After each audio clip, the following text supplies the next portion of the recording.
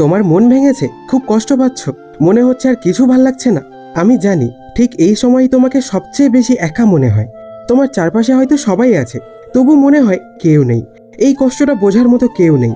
আর সত্যি বলতে এই কথাটা একদম সত্যি, কারণ এই কষ্টটা একদম তোমার নিজের।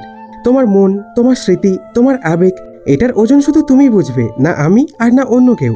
কিন্তু শোনো, আমি আজ তোমাকে একটা জিনিস বলি, এখন তুমি যেটা অনুভব করছো সেই কষ্টটাই একদিন তোমাকে এমন একটা জায়গায় নিয়ে যাবে যেখান থেকে তুমি নিজেকেই চিনতে পারবে না।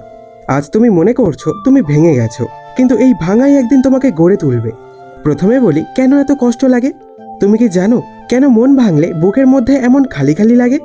তুমি ভাবছো এটা শুধু অনুভূতি, কিন্তু না, এটার পেছনে আছে তোমার মস্তিষ্কেরই খেলা। যখন তুমি কাউকে ভালোবাসো বা কারো খুব কাছে চলে যাও, তখন তোমার ব্রেন অনেক রকম হরমোন তৈরি করে, ডোপামিন, অক্সিটোসিন। এগুলো তোমাকে সুখ, নিরাপত্তা আর আনন্দ দেয়। কিন্তু সেই মানুষটাই যখন চলে যায় বা তোমার স্বপ্নটাই যখন ভেঙে পড়ে, তখন সেই হরমোনগুলো হঠাৎ করেই বন্ধ হয়ে যায়। আর তখনই শুরু হয় সেই ভেতরটা কেঁপে ওঠা, রাতে ঘুম না আসা, হঠাৎ বুক ধড়ফড় করা, সবই ব্রেনের কারণে। তাহলে এটা বোঝাই যাচ্ছে তুমি কষ্ট পাও কারণ তুমি মানুষ, কারণ তুমি অনুভব করতে জানো।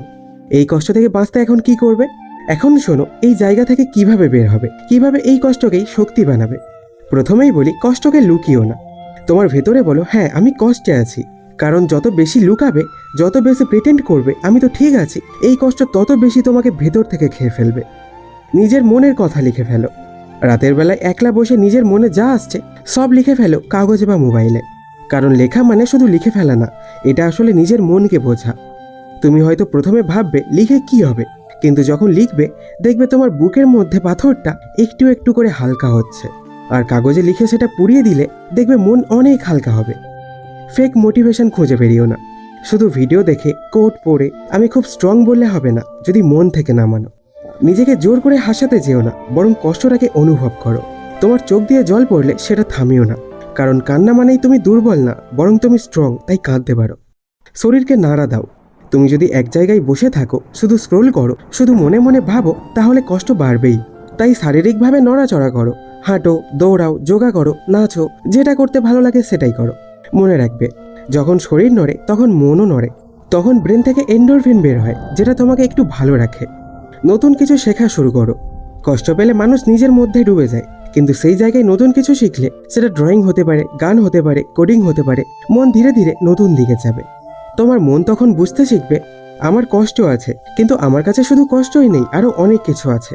সকালে ওঠো, রাতে ঘুমাও। যদি রাত জেগে ভোরে শোও, তাহলে এটা কষ্টকে আরও গভীর করে।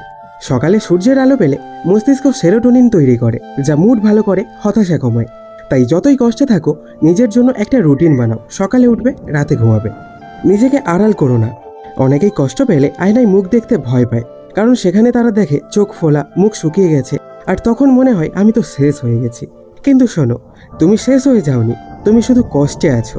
তোমার ভেতরের আলো এখনো নেভেনি, শুধু একটু ঢাকা পড়ে গেছে। পুরনো স্মৃতি নিয়ে কি করবে? হ্যাঁ, মনে পড়বে ওর বলা কথা, ছবি, মেসেজ, ভয়েস নোট। প্রথমে মনে হবে সব ডিলিট করে দিই। কেউ কেউ সেটা করে, আবার কেউ পারেও না। যদি না পারো তাতে লজ্জা নেই, কিন্তু বারবার সেই মেসেজগুলো দেখার বদলে একটা আলাদা ফোল্ডার করে রাখো, যেন তোমার চোখের সামনে না থাকে, কিন্তু তুমি যেন ওখানে আছে।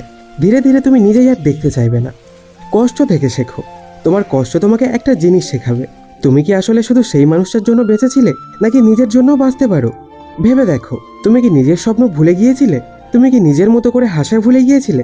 তাহলে সেই জিনিসগুলো আবার খুঁজে বের করো।